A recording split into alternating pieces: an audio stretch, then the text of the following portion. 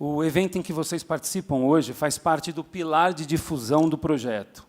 A importância de uma clara estrutura societária e onde os tributos interferem no sucesso de um negócio. Como enquadrar o imposto corretamente? Quais as dificuldades em manter uma sociedade? Conversando sobre os aspectos tributários e como crescer com previsão e segurança. Eu convido para subir aqui ao palco a mediadora Andréia Ferreira, por favor.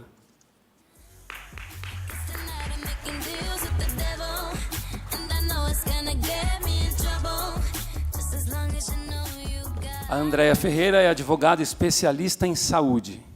Eu convido também André Lucente Estevan, advogado sócio do escritório Batella, Lasmar e Silva Advogados. Por favor.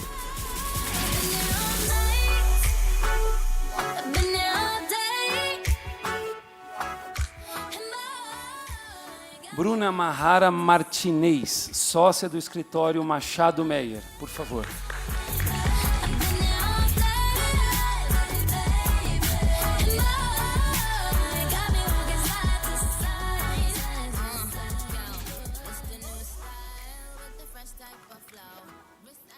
Bruno Bianco, advogado parceiro do escritório C. Alves Advogado, por favor.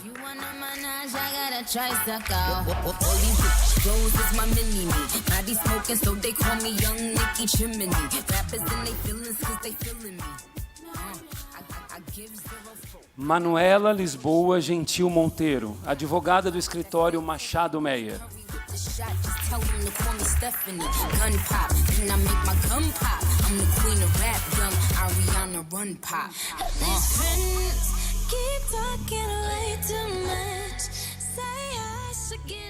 Só para dar um aviso que nós estamos com streaming ao vivo do evento no Facebook, na página da Unibis Cultural, para quem quiser divulgar e se interessar aí também, ok? Andréia, deixo com você agora as palavras, ok? Boa noite a todos. Eu gostaria de agradecer a oportunidade de estarmos hoje participando aqui desse painel, aos organizadores.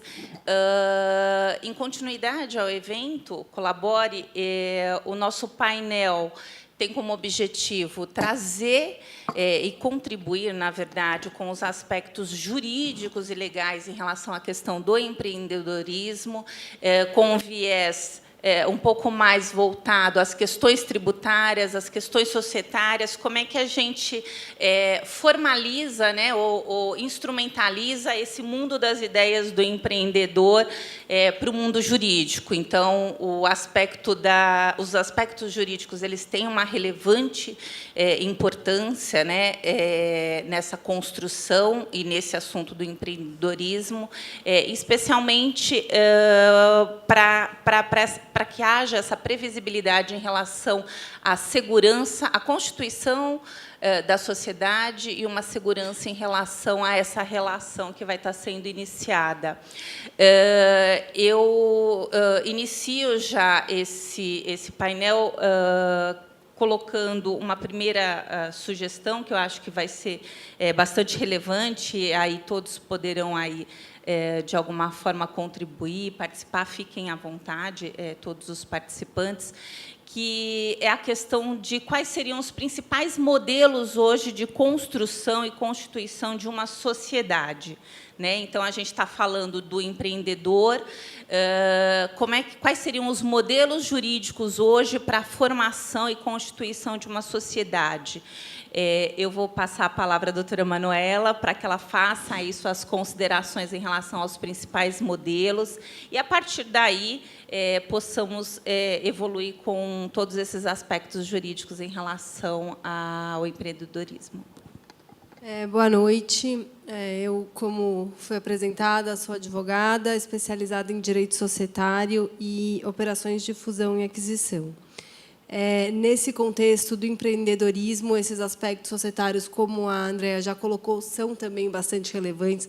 Acho que, às vezes, os assuntos legais e jurídicos não são tão legais assim, e, por isso, as pessoas acabam deixando em segundo plano e acabam evitando um pouco esse tipo de discussão. mas eles são bastante importantes e muitas vezes não tão complexos como a gente espera. Acho que a escolha do tipo societário, no momento da decisão de empreender, e a partir do momento que aquela ideia já está mais concretizada e que se tem que administrar relações entre sócios e captação de investimentos para que o projeto, de fato, se concretize, ele é bem importante. E a gente, conversando aqui entre nós, a gente selecionou 3 tipos societários, dentre os diversos que existem na legislação brasileira, que costumam ser os mais adequados e os mais usados pelos empreendedores no momento de estruturar a sua empresa. Eu acho que o primeiro deles, talvez não tão conhecido quanto os outros, é a chamada Eireli. A Eireli, ela é uma empresa de responsabilidade limitada, e ela tem uma grande diferença para os outros modelos societários, que ela é uma sociedade unipessoal, ou seja, ela admite que a gente tenha um único sócio. Então, no caso de uma startup que tenha um único fundador, que esteja começando dessa forma, a Eireli ela pode se apresentar como um modelo bastante adequado por trazer essa limitação de responsabilidade, ou seja, o que é patrimônio do sócio não se confunde com o que é patrimônio da empresa. Então, isso, de uma certa forma, mitiga o risco para o empreendedor da exposição dele com relação àquela iniciativa. E ela traz esse diferencial de que permite a unipessoalidade, né? Eu acho que ela foi criada para evitar o chamado sócio de fachada. Quem nunca abriu uma sociedade com a mãe, com o tio, com o avô, e que, na verdade, não tem nada a ver com aquele assunto, e depois acabam ficando pendurados naquela estrutura societária, e na realidade, só estão ali para cumprir um requisito formal da lei. Então, a Eireli tem essa vantagem, esse diferencial com relação aos outros aspectos societários. Porém, eu acho que ela tem uma questão que acaba, muitas vezes, dificultando a adoção desse tipo societário numa fase inicial, que é a exigência de um capital social mínimo integralizado, ou seja, efetivamente pago pelo empreendedor, de 100 vezes o salário mínimo. Ou seja, para começar o negócio, o empreendedor já precisa aportar na sociedade R$100.000 para que ela cumpra os requisitos da Eireli. Então, em virtude disso, algumas pessoas acabam fugindo desse modelo e seguindo para o modelo de uma sociedade limitada, que traz os benefícios da limitação de responsabilidade, da diferenciação da personalidade jurídica da sociedade em relação à do sócio, não exige nenhum capital mínimo a ser integralizado. A sociedade limitada, ela tem, assim como a Eireli, eu acho que elas têm um grande ativo nesse momento do empreendedorismo, dessa fase inicial do empreendedorismo, que eu acho que a Bruna vai poder explorar mais tarde, que é a questão do enquadramento no Simples Nacional, que é um regime tributário mais simples do ponto de vista tanto do encargo tributário, tanto da complexidade do recolhimento dos tributos. Então, esses 2 modelos societários permitem o enquadramento no Simples, diferentemente de uma sociedade anônima, que, apesar de permitir estruturas societárias mais complexas e, eventualmente, ser o modelo preferido por um investidor numa fase mais avançada da vida da sociedade, não te permite o enquadramento no Simples Nacional. Eu vou deixar também para os meus colegas acrescentarem outros aspectos que eles acham relevantes com relação a esses tipos societários, mas eu acho que, resumidamente, esses são uns dos mais importantes a serem considerados. Aproveitando e dando continuidade a esses modelos, então, pelo que você colocou para a gente, Manuela, a gente teria 2 possibilidades para o empreendedor. Vamos considerar. Existem outras, mas a gente está colocando aqui um pouquinho a questão da Eireli e da limitada. Aí eu vou pedir à Bruna que contribua com os aspectos tributários em relação a esses modelos de sociedade. Quais seriam os impactos? Quais seriam os riscos? Quais seriam as obrigações, que eu acho que é um aspecto importante que o empreendedor tenha conhecimento e que, muitas vezes, ele não é considerado, né? Então, a gente está falando de várias ideias e a gente está trazendo um pouco de uma realidade jurídica, que é: vamos constituir, de fato, uma sociedade. qual o modelo que nós vamos construir e quais serão as obrigações, inclusive tributárias, que vão impactar diretamente até na vida, né, na sobrevivência, vamos colocar assim, no sucesso, até no êxito dessa sociedade durante essa vigência dela. Claro. Boa noite a todos. Bom, antes de responder especificamente a sua pergunta, André, eu só queria contextualizar um pouquinho e trazer algumas informações sobre o ambiente tributário brasileiro, né? Porque tem sempre aquela máxima de que, mesmo no Meirelli, uma sociedade unipessoal, o governo é sempre o seu primeiro grande sócio e tem aí e leva grande parte do seu retorno. Então, há um tempo atrás, eu me deparei com um estudo da Fundação Dom Cabral, de 2016, que apontava um índice de mortalidade das startups no primeiro ano de 25%. E de 50% das startups não chegavam ao quarto ano de vida. E aí eu fui tentar investigar até que ponto a carga fiscal tinha um papel importante aí na mortalidade das startups. E trouxe para vocês alguns dados que eu achei relevantes de um estudo divulgado pelo Banco Mundial no final do ano passado, que ranqueou 190 países conforme o ambiente favorável para a realização de negócios. Então, de 190 países, o Brasil ocupa a posição de número 125, ou seja, perde para países que a gente considera insignificantes, de economia insignificantes. Dentre os elementos que foram utilizados para ranquear esses países, foi considerada não só a carga fiscal, como o custo de conformidade, que é quanto custa não só o tributo que você paga, mas quanto custa para você pagar aquele tributo.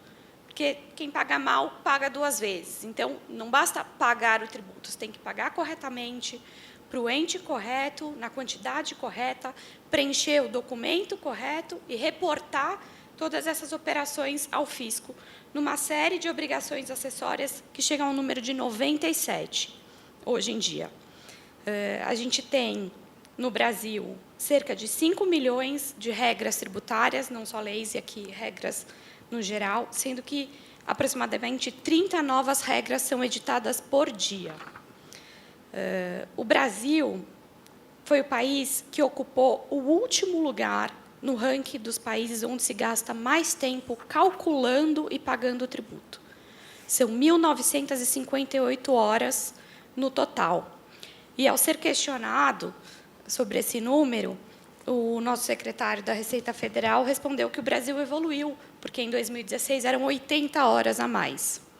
Mas continuamos ocupando o último lugar, enquanto a média dos países da OCDE é de 160 horas por ano. E a gente está atrás, obviamente, de todos os BRIC, né, e dos nossos vizinhos, Chile e Argentina. No Brasil, a cada 200 funcionários de uma empresa, um é da área contábil fiscal. Na Europa, a gente tem um para cada 500 funcionários. E nos Estados Unidos, a gente tem um para cada 1.000 funcionários. Então, tudo isso se reflete em custo. E não só em custo carga fiscal, mas custo para cumprir as suas obrigações tributárias de pagamento. Então, a conclusão é que o brasileiro gasta para pagar tributo. Acho que, desde 2003, a gente não tem mais livro fiscal físico, no esforço aí de implementar informatização em várias esferas, não só na Receita Federal, mas também no Estado e no município. Mas esse esforço de informatização não significa simplificação. Pelo contrário, é mais difícil ainda se manter em dia com todas as suas obrigações fiscais. Então, acho que só queria fazer essa introdução para contextualizar o ambiente hostil para o empreendedor no Brasil em questão tributária. E aí, passando a formatação da escolha, e a escolha do regime tributário aplicável, eu acho que tem 4 grandes elementos que devem ser considerados na hora de escolher o regime aplicável. O primeiro deles é a previsão de receita bruta, qual é a estimativa de faturamento. O segundo, a estimativa de custos e despesas. Em terceiro lugar, a previsão de margem de lucro. E, por último, o tamanho da sua folha de pagamento, qual o seu número de funcionários. Acho que, tendo isso em mente, a gente tem que passar para os requisitos que a lei impõe para a escolha do regime. Então, o lucro real, por óbvio, que é a maior carga fiscal na maioria das vezes, principalmente para a startup, é de livre escolha, qualquer um pode optar. Os outros que trazem algum tipo de simplificação ou benefício ou redução de carga efetiva, têm alguns requisitos que geralmente são receita bruta, então, para o lucro presumido, receita bruta anual máxima de 48 milhões de reais, e o simples, como a Manuela comentou, que se destina às EPPs, as empresas de pequeno porte, e às microempresas, que têm faturamento até 4 milhões e 800 mil reais, recentemente aumentados aí, no início desse ano. Então, acho que, basicamente, é isso, da formatação, da escolha do regime tributário aplicável. Eu quero agradecer as suas considerações iniciais, porque foram importantes, extremamente relevantes para o contexto tributário, né, Bruna? Eu acho que esse cenário, não vou dizer também de insegurança por conta desse volume de alteração de legislação que a gente tem, que traz uma insegurança jurídica, sim, não só para o empreendedor, como para o cenário econômico de um modo geral, mas a edição e a alteração legislativa ela é muito grande. Então, ela já traz um cenário de segurança para o empreendedor ainda mais, e muitas vezes ele não considera isso, e talvez essa taxa, né, de mortalidade em relação às startups, enfim, que é esse cenário que você colocou. Pegando o gancho nessa questão dos aspectos tributários, eu acho que seria bem-vindo a nossa contribuição em relação aos aspectos de financiamento, né? Como é que esse empreendedor busca o financiamento no mercado, como é que ele constrói essa ideia, como é que isso é estruturado sob o aspecto tributário, como é que ele faz essa captação de investimentos para a formatação e para a formação da startup. Eu gostaria de pedir ao André que fizesse as suas considerações em relação a esse ponto, que eu acho que são muito bem-vindas. Obrigado, Andréia. E obrigado também pelas considerações antecedentes, que ajudam bastante a encaminhar a resposta. E eu voltaria alguns passos atrás na resposta da Manuela, nas considerações da Manuela, porque o empreendedor lato sensu, aquele que vai empreender de modo geral, deve se perguntar, em primeiro lugar, que atividade ele vai desempenhar, que tipo de atividade ele vai fazer. E isso vai ser decisivo para o tipo societário ou tipo não societário, um tipo associativo, que ele escolha para formatar o seu empreendimento.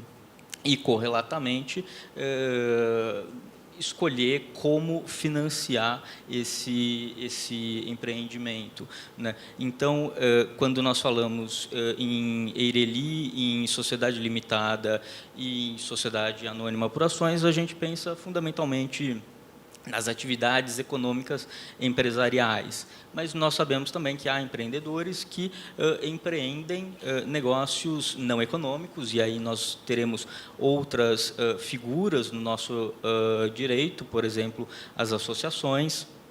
Nós podemos ter atividades econômicas não empresárias, e aí nós também teremos figuras mais apropriadas, né?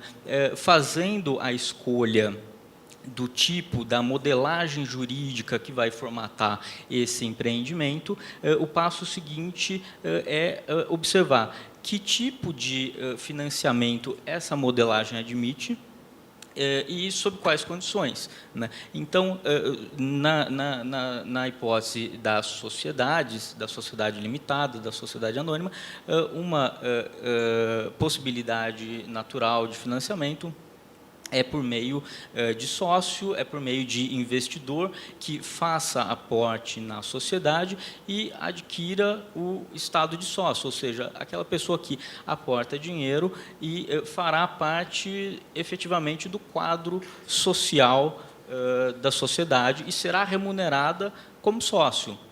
Ou seja, via distribuição de dividendos, via juros sobre capital próprio e, finalmente, com os haveres que ela pode receber na hipótese de liquidação ou quando ela, por qualquer razão, se retira da sociedade, exerce o direito de recesso. Outra hipótese tradicional é o financiamento via mútuo, via contrato de empréstimo. O mais comum costuma ser o bancário, que entabula contratualmente as condições de remuneração desse empréstimo, mas, via de regra, não trazem para dentro da sociedade o investidor. E, por fim, nós temos também formas híbridas de financiamento. Nós já conhecemos há bastante tempo formas híbridas nas sociedades anônimas, que, via de regra, são sociedades de maior porte, ou pelo menos que têm vocação para serem grandes sociedades, mas hoje, especialmente após a edição da Lei Complementar 155, pouco tempo atrás, nós temos também a figura do investidor anjo, que é a pessoa que pode fazer aportes em uma sociedade de pequeno porte, e esse aporte será regulado por um contrato de participação. O investidor anjo não se torna sócio da sociedade, mas ele será remunerado de acordo com o sucesso que a sociedade tiver, o sucesso que o empreendimento tiver. Isso caracteriza uma forma de investimento híbrido.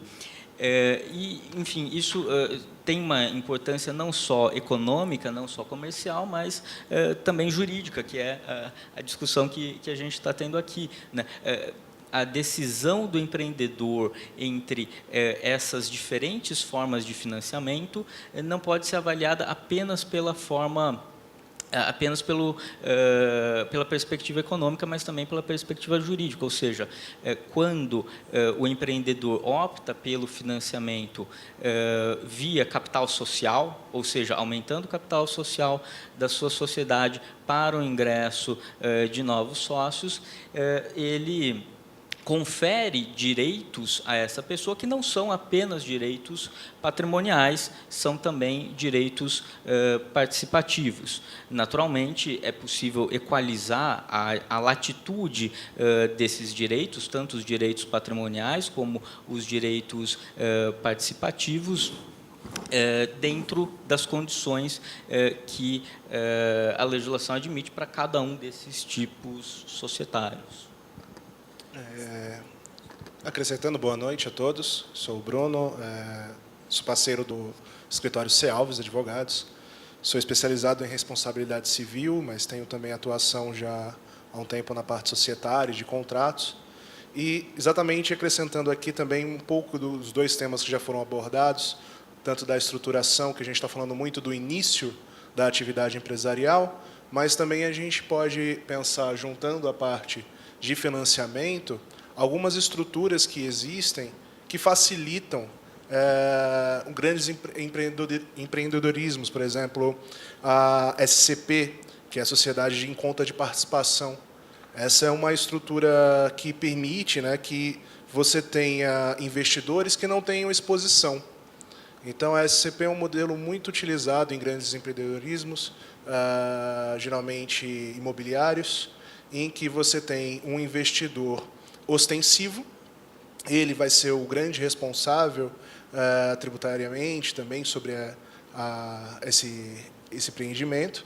E você também tem outros sócios participantes, que a gente também chama de sócios ocultos, em que eles vão aportar o dinheiro e eles não têm essa responsabilidade fiscal, tributária, trabalhista. Isso fica a cargo do sócio ostensivo. Então, também uma maneira de que empresas se unam para um propósito em comum. Você também tem outro modelo, que é a SPE, que é a Sociedade de Propósito Específico. Geralmente, para um projeto, realmente, como o nome diz, específico, geralmente esse modelo é por tempo determinado, assim que alcança aquele objetivo, finaliza, mas pode ser indeterminado até a conclusão do seu objeto, que ele possibilita e facilita a segregação das responsabilidades e da participação dos lucros. São dois modelos também viáveis. Esse modelo da SP, geralmente, na construção de hidrelétricas, às vezes tem participação do governo também, ele é muito utilizado. E ele permite que você consiga estruturar, e então aí já tem empresas formadas com seu capital, e esse é o negócio das empresas. Então, fazer essa estrutura jurídica e negócios entre empresas para poder financiar o projeto. Manuela, o que você considera, né? Como é que a gente, qual seria a sua recomendação? Como é que a gente poderia contribuir com essa questão de estruturação em relação aos investimentos? Tá? Eu acho que é um aspecto que já foi colocado inicialmente aqui pelo André, mas vamos imaginar nessa Constituição como é que a gente instrumentaliza, formaliza isso para quem hoje está imaginando a construção, a constituição de uma sociedade, aí, enfim, estamos considerando a possibilidade de startup, um desses modelos que nós já colocamos inicialmente, que seriam ali as hipóteses. Como é que a gente faria essa modelagem? Eu acho que essa modelagem, a gente não tem uma resposta certa ou errada. Eu acho que ela varia muito de acordo com o estágio de desenvolvimento de cada empreendimento. Então, varia de acordo com o momento em que a própria sociedade se encontra no processo de desenvolvimento da atividade dela, e varia também de acordo com o tipo societário, o interesse do investidor envolvido.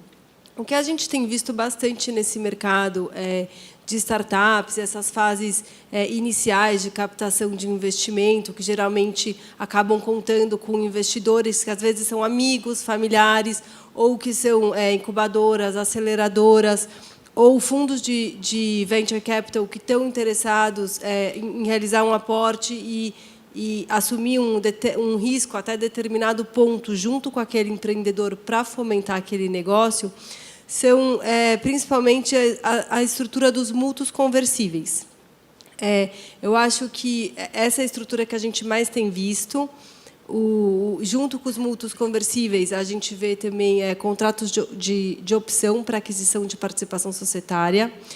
Mas, entrando um pouco na peculiaridade de cada uma dessas estruturas, e até para desmistificar um pouco cada uma delas para vocês, eu acho que o mútuo, como o André colocou no começo, ele nada mais é que um empréstimo, e o mútuo conversível ele tem uma característica diferente, porque é uma relação que começa como um empréstimo, ou seja, o seu futuro sócio ele começa como seu credor, e, a partir de determinado momento, que pode ser acordado como a ocorrência de alguns eventos específicos ou a simples decorrência do tempo, ele se transforma em seu sócio efetivo. Essa estrutura, ela, às vezes, é muito benéfica tanto para o investidor quanto para o empreendedor, porque ela protege tanto um quanto o outro dos riscos que você passa a incorrer a partir do momento que você é sócio. Como o André colocou, tornar-se sócio de uma sociedade não tem só os benefícios patrimoniais, o sócio acaba adquirindo uma série de responsabilidades. E, apesar da personalidade jurídica da sociedade ser diferente da do sócio, existe no direito o Instituto da Desconsideração da Personalidade Jurídica, que pode ser aplicado em algumas situações, e aquela responsabilidade acaba extrapolando para o sócio. Principalmente no direito trabalhista, como eu acho que é uma questão de conhecimento geral, esse instituto ele é aplicado com muita frequência e sem a rigidez dos requisitos que são considerados em outras áreas. Então, algumas vezes, a mera insuficiência do patrimônio da sociedade, sem que tenha sido caracterizado uma fraude ou uma confusão de patrimônio pelo sócio, pode acabar dando origem à responsabilização direta daquele sócio. E isso se aplica tanto para sócios como para ex-sócios. Então, muitos investidores, principalmente nessa fase inicial do desenvolvimento da sociedade, preferem não ingressar diretamente como sócio, mas ingressar como credor e ter a opção de, num momento subsequente, quando já houver um entendimento maior do direcionamento que aquele empreendimento está tomando, tomar a decisão de virar sócio efetivo. Esse mútuo conversível, como eu coloquei ele, então, ele pressupõe um aporte inicial pelo investidor, o que é diferente do contrato de opção, onde esse aporte é feito no momento futuro. Então, acho que muitos empreendedores acabam preferindo também essa estrutura, porque o aporte é feito na largada. E aí, na negociação do contrato, são acordados alguns gatilhos para que essa conversão seja ativada, como, por exemplo, o ingresso de um novo investidor lá para frente. Então, o primeiro investidor ele entra e ele aguarda a entrada de um segundo, ou de uma transformação do tipo societário dessa sociedade, ou a decorrência de um prazo que permita que ele tenha entendido aquele investimento melhor para se tornar sócio. Eu acho que esse modelo também é muito vantajoso para as sociedades empreendedoras, em virtude da possibilidade dela se manter no regime do Simples Nacional, que é, enfim, um regime mais simples, como a gente já colocou antes, e o próprio nome diz, com relação ao encargo e à complexidade do recolhimento dos tributos, porque o Simples Nacional também não permite que as sociedades enquadradas nesse regime tenham sócios pessoas jurídicas. Então, através dessas estruturas, você também consegue retardar um pouquinho esse momento e se manter no Simples por um período mais longo.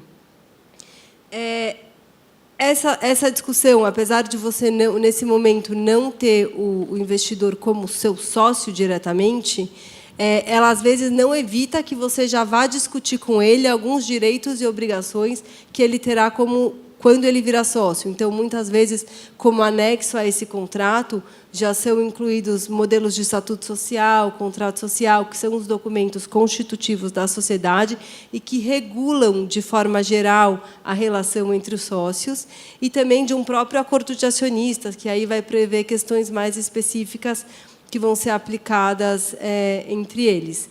Então, eu acho que esses dois modelos são os modelos que a gente tem visto sendo aplicados nessa fase mais inicial do desenvolvimento do empreendimento, e em fases mais avançadas, onde já se tem um conhecimento do risco maior e um interesse econômico efetivo do investidor na sociedade, eu acho que a gente acaba caindo nos modelos tradicionais, como até já foi bem colocado pelo André, da própria aquisição de participação societária. Isso pode acontecer tanto diretamente no investimento de capital na sociedade, que eu acho que nas startups é a regra geral, ou um mix de investimento primário, que é feito direto na sociedade, e secundário, onde o fundador acaba já recebendo algum tipo de remuneração em virtude do trabalho realizado e vende já alguma participação para um fundo ou para um investidor que entra nesse momento. Mas aí eu acho que a gente já está falando de coisas um pouquinho mais avançadas que, de repente, a gente aborda um pouco mais para frente na conversa, quando a gente entrar num processo mesmo de captação de investimento. Considerando que o próprio fundador ele tem interesse na constituição e na condução dessa sociedade, quais seriam os destaques em relação a esses deveres e responsabilidades dos fundadores? Aí fica livre para o André, enfim, Manuela, se quiser contribuir, a Bruna. Ele mesmo tem interesse em... Enfim, existe a possibilidade da inclusão de sócio, que são todos esses modelos que já foram ali colocados. Mas quais seriam os destaques em relação a essas principais responsabilidades do fundador?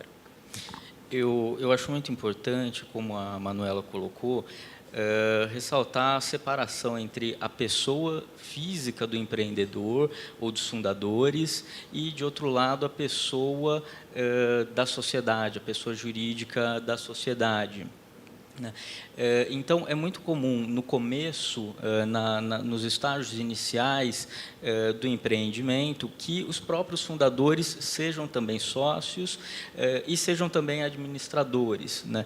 E aí acaba ocorrendo uma espécie de confusão entre o órgão executivo e o órgão formador de vontade social. E especialmente na sociedade limitada, em que o órgão formador da vontade social é muito importante, acaba muitas vezes havendo uma mistura de interesses pessoais dos sócios ou de alguns dos sócios e o interesse social. Então, eu acho importante destacar que a legislação imputa certos deveres e responsabilidades ao administrador, independentemente de ele também ser sócio, de ele ter um interesse patrimonial direto na sociedade, né? Então, ele deve exercer a sua atividade com profissionalismo e, portanto, ele deve ter um dever de diligência muito maior do que ele teria se tratasse apenas do trato da administração dos seus bens pessoais, né? O sócio, a pessoa física, qualquer uma, administrando os seus bens pessoais, pode tomar certas decisões sem maiores cautelas ao seu talante.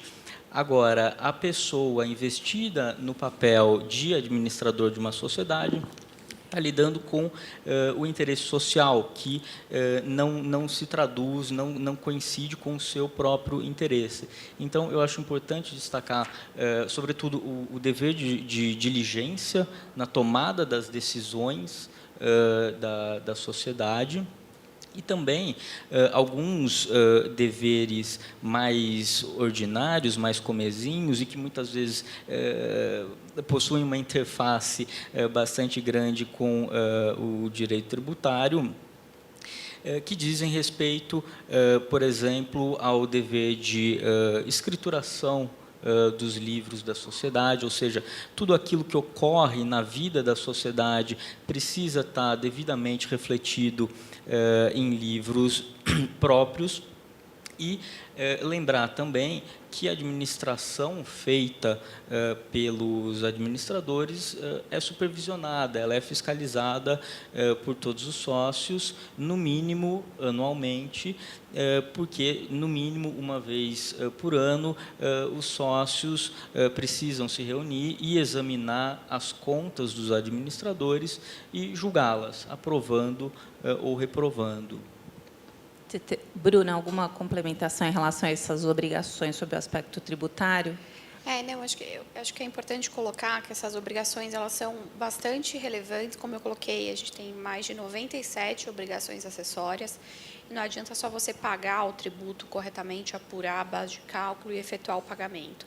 Você tem uma série de obrigações de reporte das transações para o fisco. Então, o fisco aumentou muito ao longo dos anos o seu poder de fiscalização.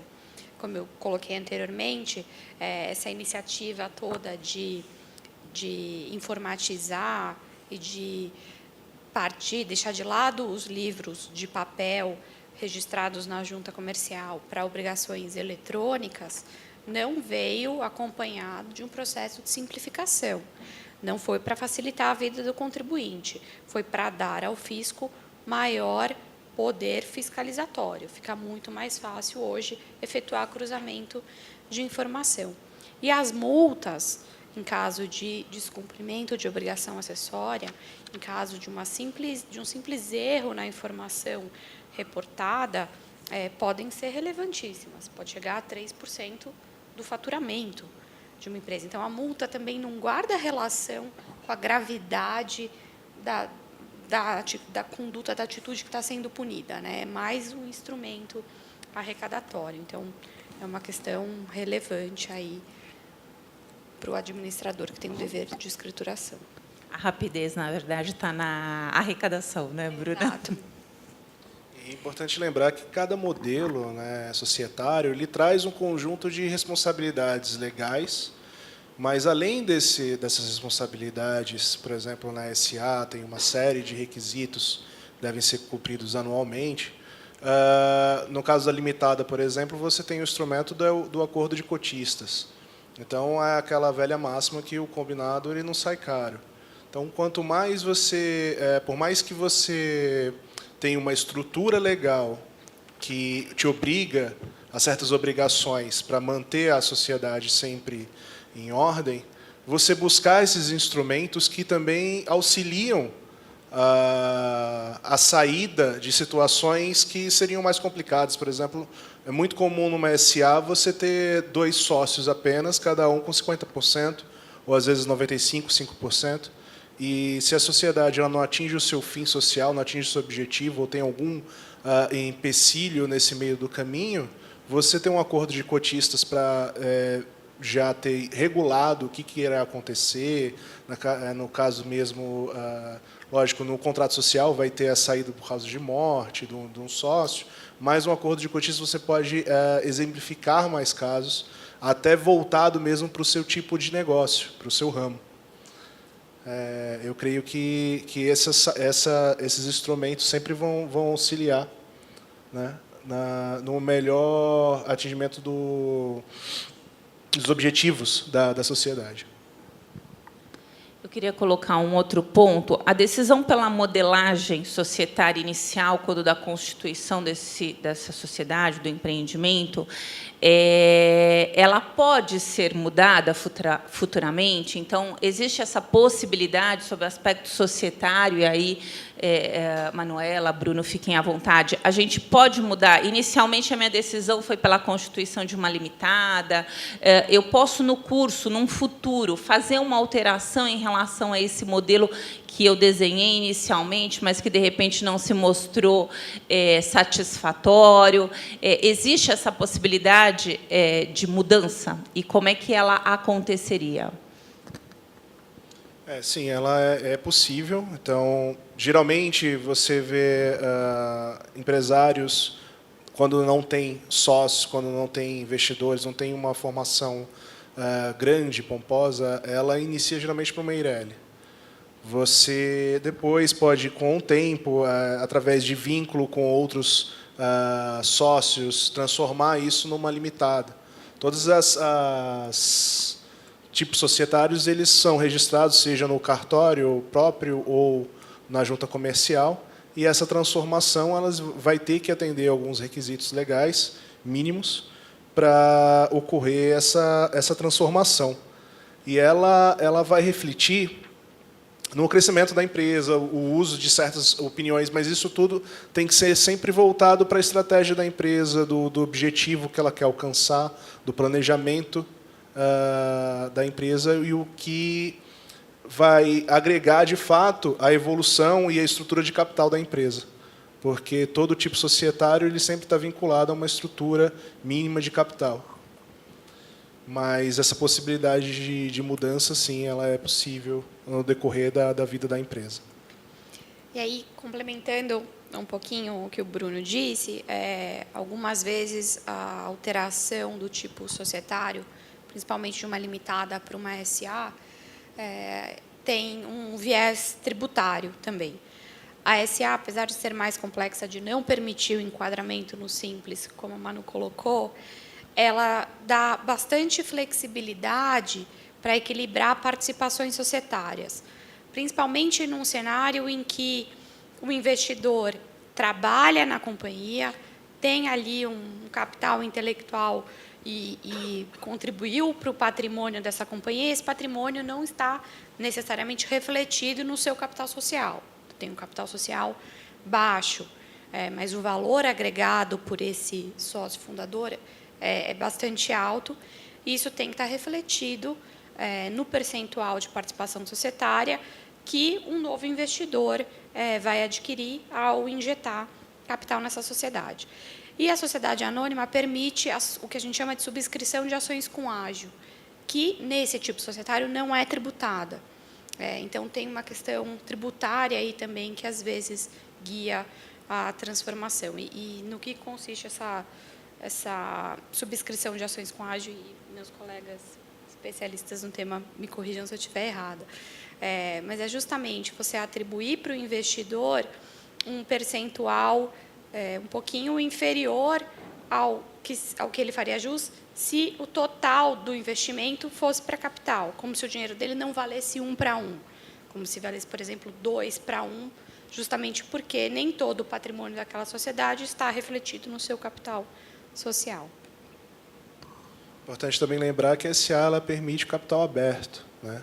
Você pode, através da CVM, abrir seu capital para investidores e aí ficar dentro das regras da Bolsa.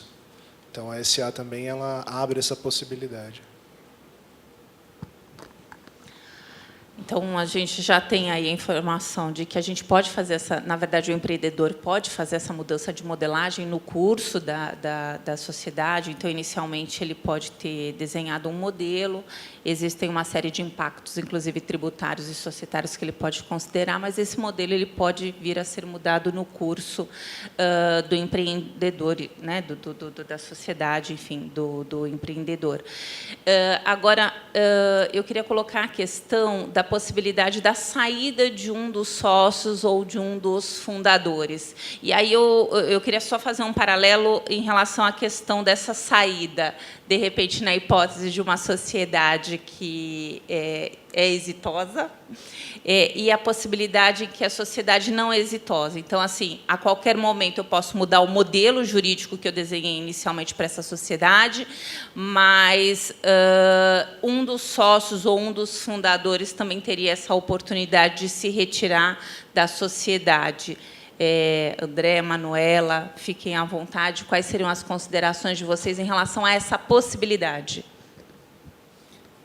Bom, em relação às saídas exitosas, né, de um ou mais sócios da sociedade, é uma pergunta que volta ao tema da modelagem, né? Porque nós podemos já prever como essa saída pode se dar, prevê nos atos constitutivos da sociedade, ou seja, o contrato social pode ter alguma cláusula já prevendo em que hipóteses o sócio, sob quais hipóteses, sob quais condições o sócio pode se retirar, pode vender sua participação para terceiros, cláusulas relacionadas a isso, e também documentos parasociais, ou seja, acordos de sócios, acordos de cotistas e acordos de acionistas, que podem prever direito de preferência, ou seja, quando um sócio quiser sair da sociedade, ele é obrigado a oferecer a sua participação societária aos demais sócios, cláusulas de tag-along, drag-along, que são cláusulas que já têm como premissa uma interface com terceiros, ou seja, terceiros externos à sociedade, que têm interesse em adquirir a participação de um dos sócios e, por meio de um arranjo nesses pactos parasociais, se estabelece que o sócio vendedor, na hipótese de vender para um terceiro, primeiro oferece o direito de preferência para o seu sócio. Se o sócio não quiser exercer o direito de preferência, ele tem o direito de vender junto, e aí você tem o tag-along, e também o drag-along, no caso de o terceiro que não quer exercer o sócio que não quer exercer o seu direito de preferência, não quer comprar participação do seu sócio, também não quer vender a sua participação junto, é possível também ter o mecanismo de drag-along, que arrasta a participação desse sócio, caso o terceiro adquirente também queira adquirir essa participação. E aí, esse tipo de arranjo pode ser feito por meio de pactos parasociais, de acordo com os interesses dos sócios, de acordo com a composição desse quadro societário. E, havendo êxito, esses modelos jurídicos, esses tipos, permitem o ingresso de terceiros sob várias formas. É possível que um terceiro entre inicialmente com uma participação minoritária, é possível, havendo um planejamento de crescimento, é possível fazer um aumento de capital e permitir o ingresso de um investidor institucional que inicia com uma participação de 30%, 40%.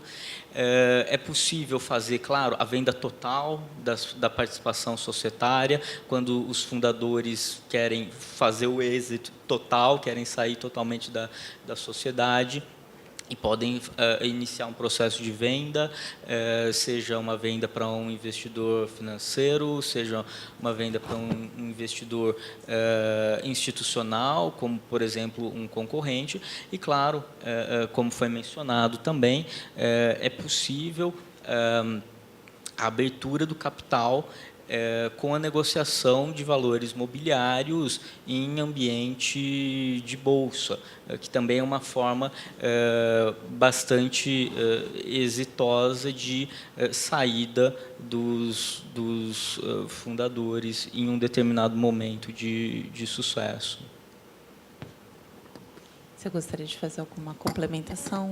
Não, só, eu acho que o André colocou já muito bem os pontos. Eu acho que muitos desses direitos que ele colocou, eles são negociados no contexto tanto de uma estruturação da sociedade entre os próprios fundadores, usando esses recursos de um acordo de acionistas ou de um acordo de acionistas de cotistas, em que você já consegue endereçar isso, e durante o processo de discussão de captação de investimento. Então, geralmente é uma preocupação do investidor que ele tenha, de uma certa forma, aquele retorno garantido, né? A gente até estava conversando um pouquinho antes de começar o painel, que nem sempre é o caso. Eu acho que tem situações em que os investimentos são feitos por outros motivos, mas dentro de um cenário em que a gente considere fundos de venture capital ou de private equity, geralmente esse tipo de discussão sempre existe, não é uma discussão que o empreendedor consegue fugir, e essas discussões geralmente giram em torno desses temas. Então, o que a gente vai fazer quando chegar uma oferta de um terceiro lá para frente? A gente vende junto, eu tenho o direito de comprar a sua parte, ou eu consigo te obrigar a vender comigo, ou e se nada disso surgir e tiver um excelente momento no mercado de capitais, nós podemos forçar a companhia a abrir capital e a gente tem uma liquidez em bolsa, isso já imaginando um caso de, acho que, bastante êxito, como o André colocou. E situações que, às vezes, não são as mais agradáveis. O investimento não está indo bem, apareceu uma oportunidade, um acionista pode obrigar o outro a sair e vender com ele por um preço que, eventualmente, não é aquele preço que ele imagina adequado. Então, esse tipo de discussão que é relacionado à liquidez do investimento e à forma de saída são discussões que acontecem nesse processo de captação de investimento. E também a gente tem que não só visualizar se um sócio quer sair também, mas também quando tem interesse de venda, qual é o perfil desse comprador, né? Porque ele pode ser um comprador estratégico, ele participar do mesmo ramo da sua empresa e ele quer expandir, ele tem um tipo de visão diferente daquele comprador, vamos dizer, financeiro, que ele está interessado só em investir o seu capital e ter o seu lucro. E, então, o perfil de comprador também ele pode definir a estratégia da venda. É muito importante visualizar isso nesse processo de venda, seja integral ou seja apenas de um sócio. Agora eu perdi. Mas assim, essas são as saídas exitosas, né? Então você, por exemplo, uma dissolução, uma liquidação, ela geralmente é vista como uma saída não exitosa, vamos dizer assim, da empresa, mas nem sempre. Você pode dissolver ou liquidar a sociedade por ter atingido o seu objetivo, por ter atingido aquele projeto, aquele empreendimento. Então, são outros tipos de saída que a liquidação pode ser, sim, vista como uma saída exitosa. Eu vou incluir uma pergunta no nosso debate para a gente ter essa dinâmica em relação a outros aspectos, e eu vou direcionar ela à Bruna. Para a criação de ONGs, os tributos seriam os mesmos?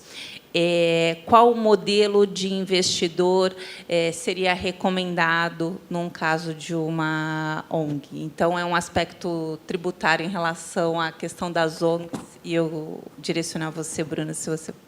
Tá, não, claro. Bom, geralmente os tributos incidem, seja por uma atividade, seja pelo simples fato de que você teve lucro. As ONGs, então, via de regra, dependendo da atividade desenvolvida, ela pode, sim, estar sujeita a tributo. O que acontece em caso de ONGs é que, geralmente, elas buscam se qualificar ou em isenções tributárias ou em imunidades. E aí, elas saem do escopo da aplicação das regras e não pagam tributos efetivamente. Para isso, há uma série de requisitos a serem cumpridos, todos estabelecidos, seja em lei, seja na própria Constituição, no caso de imunidade. Então, há vários requisitos que, na prática, às vezes, são algumas barreiras para o próprio desenvolvimento da atividade de forma mais profissional. Por exemplo, um deles é não remunerar dirigentes. Se você quiser se qualificar, seja para uma imunidade, seja para isenção, você não pode remunerar os seus dirigentes. Então, é uma discussão que várias ONGs, à medida que vão se tornando maiores e ocupando mais relevância numa determinada comunidade, elas precisam de um profissional para gerir as suas atividades, os recursos captados, e esbarram nessa limitação de não poder remunerá-los como requisito para não pagar tributo. Obrigada. Vou direcionar uma outra pergunta. Tem uma ideia de criar uma app com o intuito de ser um negócio de impacto social, né? Essa seria a primeira ideia, e eu peço desculpas, eu não sei se o Rodrigo está aqui. Eu acredito que sim. Qual é a melhor forma para captar dinheiro para esse projeto e como mantê-lo lucrativo? André, você fica à vontade. Eu acho que, do ponto de vista jurídico, né, esse processo de captação acompanha um pouco os modelos que nós conseguimos imaginar. E colocamos, né? Né? Então, do ponto de vista de complexidade desses modelos, nós começamos com, por exemplo, a sociedade limitada, que vai admitir a captação de investimento via participação societária, ou seja, não financiamento bancário, e de pessoas que estão próximas, né? Porque a sociedade limitada ela tem uma característica de pessoalidade bastante ressaltada, né? Colocar para dentro de uma sociedade limitada uma pessoa que você não conhece, uma pessoa com quem você não sabe se vai ter uma boa relação, pode não ser uma boa ideia, né? Uma das hipóteses de dissolução parcial de sociedades limitadas que muito frequentemente aparecem pela quebra da affectio societatis, ou seja, por aquele ânimo, por aquela vontade de ser e continuar sendo sócio de uma pessoa pelas características pessoais dela. Então, uma primeira forma de captação seria justamente entre pessoas conhecidas que podem entrar em uma modelagem simples, como a sociedade limitada, que admitem o risco, porque entrando como sócio, ela naturalmente acompanha o risco do negócio, diferentemente de um financiamento bancário, em que tanto faz se o APP vai dar muito certo ou se o APP vai dar muito errado, a taxa de juros, a remuneração do banco já está fixada. Aquela pessoa que entra como sócia, ela corre o risco do negócio. Se o negócio for muito bem, ela vai ser muito bem remunerada. Se o negócio não for bem, ela não será remunerada ou não será bem remunerada.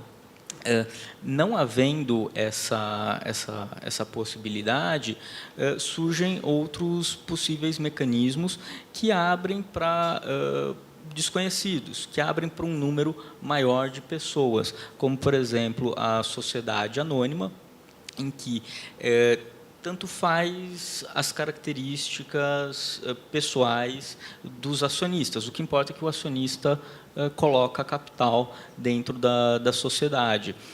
Claro que é um tipo societário, como a Bruna colocou, mais robusto, né? Ele implica custos de transação mais elevados, envolve publicações anuais, ou seja, há custos maiores de manutenção que talvez não sejam tão interessantes. Foi mencionado também a sociedade em conta de participação, que é um modelo que também pode ser usado como veículo de investimento. Também tem uma configuração bastante simplificada, mas ainda assim uma certa nota de pessoalidade, né? Mas, de toda forma, dependendo da modelagem dessa SCP, dessa sociedade em conta de participação, é possível viabilizar também um investimento com um número indeterminado de pessoas, um número grande de pessoas que terão uma ingerência muito pequena em relação à atividade do sócio ostensivo, nesse caso, do empreendedor do APP.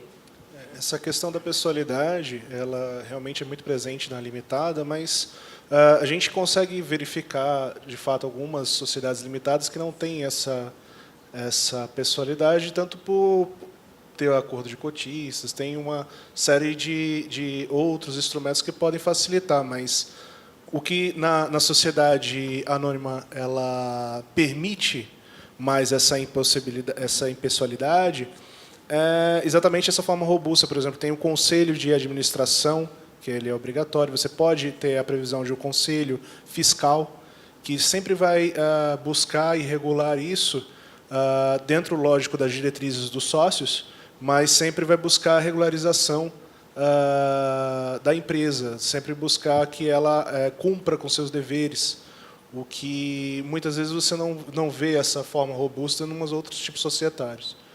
Então, a SA ela dá mais essa impessoalidade por esses motivos, né? A limitada ela também tem uma flexibilidade bastante grande e até algum momento do desenvolvimento da empresa, ela pode atender satisfatoriamente às exigências dos investidores, né? Em geral, esse crescimento da complexidade orgânica da sociedade decorre de exigências dos investidores, né? Se eu vou investir o meu capital em uma determinada empresa, eu quero ter certos mecanismos de controle. Eu quero que o diretor financeiro seja indicado por mim, e o fundador indica diretor operacional, enfim, outras diretorias. Em certa medida, eu consigo, dentro da própria sociedade limitada, calibrar essas exigências que vão equilibrando, não só patrimonialmente, mas também com direitos de participação, aquelas contrapartidas dadas pelos investidores. Então, eu também posso criar o conselho de administração dentro de uma limitada, eu também posso ter o conselho fiscal, e com isso eu vou crescendo, eu vou tornando essa sociedade mais complexa e, claro, mais profissional. Eu vou elevando o nível de profissionalidade da administração de um modo geral. Mas acho que não temos mais nenhuma pergunta, né?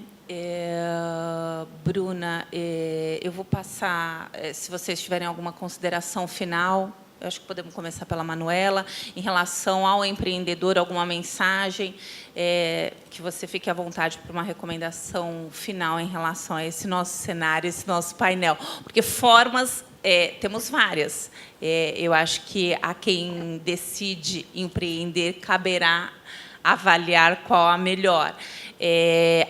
Os aspectos jurídicos, embora eles não sejam considerados certamente no início, em algum momento eles vão ter que ser considerados para a sobrevivência dessa sociedade. Inicialmente, quem empreende, a primeira iniciativa é a do mundo das ideias. Então, a ideia ela primeiro surge, mas existe um caminho a ser percorrido, que é a da segurança jurídica, que é da instrumentalização, e que ela deve ser considerada. E a gente percebe que isso, muitas vezes, é um dos últimos pontos a serem considerados por quem tem essa ideia de empreender.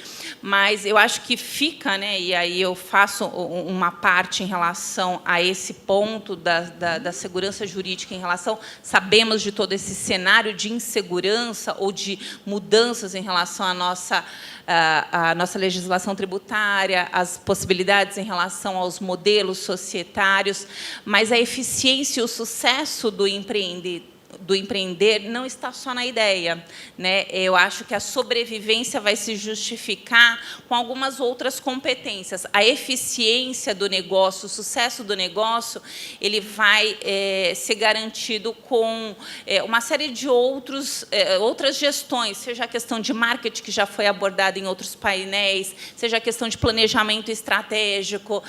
Existem várias outras competências que precisam aí integrar essa ideia do empreender. Mas eu acho que um ponto que é muito importante, que a gente percebe que, às vezes, não é considerado inicialmente, são os aspectos jurídicos, porque ele também define a sobrevivência ou não de um empreendedor. Então, essas seriam aí as minhas considerações, de um modo geral, em relação, consolidando um pouco do que nós discutimos. É lógico que não tínhamos aqui a pretensão de esgotar todas as possibilidades, isso vai sempre depender muito do modelo que quem está empreendendo pretende, do risco que ele pretende assumir, do capital que ele pretende investir. Então, são cenários a serem avaliados nos casos concretos. Mas a questão jurídica ela tem que ser, sim, considerada. Desde o início seria a nossa recomendação, porque o painel aqui é de advogados. Mas a gente sabe que a iniciativa muito mais a ideia, o empreender, o ser criativo, ser inovador. Mas é um ponto que a gente tem que considerar muito importante quando toma essa decisão de empreender. Bruna, você tem... Fica à vontade. Eu acho que é interessante que você falou que o aspecto jurídico tem que ser considerado, porque a gente sofre um certo preconceito, né? É aquela ideia de que, bom, se colocou o advogado na mesa, agora vai ficar tudo difícil. Vamos deixar para colocar ele por último, né? Se não tinha saído o negócio até agora que não sai mesmo. Então, a gente sofre esse certo preconceito. E só dividindo aqui com vocês que a gente atende uma startup no escritório, que hoje nem é mais startup, mas era quando a gente começou a atendê-los. E naquela ânsia de fazer as coisas e precisava de um investidor. Bom, em resumo, 5 anos depois, todos os fundadores, pessoas físicas que criaram um aplicativo, que deram ali a vida, foram obrigados a se retirar. Não em conflito, mas simplesmente porque eles negociaram uma put option que, atingido uma determinada valoração da companhia, que eles acreditavam que nunca ia chegar, mas o investidor financeiro, com uma perspectiva completamente diferente, tinha certeza que ia chegar naquela avaliação do valor da companhia. Se chegasse, ele era obrigado a vender. E agora não tem mais nenhum dos fundadores conduzindo o negócio. Então, esses aspectos jurídicos poderiam ter sido endereçados de alguma outra forma, para não chorar o leite derramado. E, especificamente, com relação aos aspectos tributários, eu acho que planejar é fundamental, conhecer o negócio é fundamental para a escolha do regime mais apropriado. Então, entender um pouco qual a estrutura de capital do seu negócio, quais são os principais custos, qual a sua estimativa de receita, como que a sua margem de lucro é afetada. Acho que tudo isso, uma compreensão do negócio é fundamental para escolher o regime tributário aplicável.